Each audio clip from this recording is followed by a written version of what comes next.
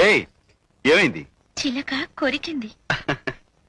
చిలక దాని ఎంత అదృష్టం.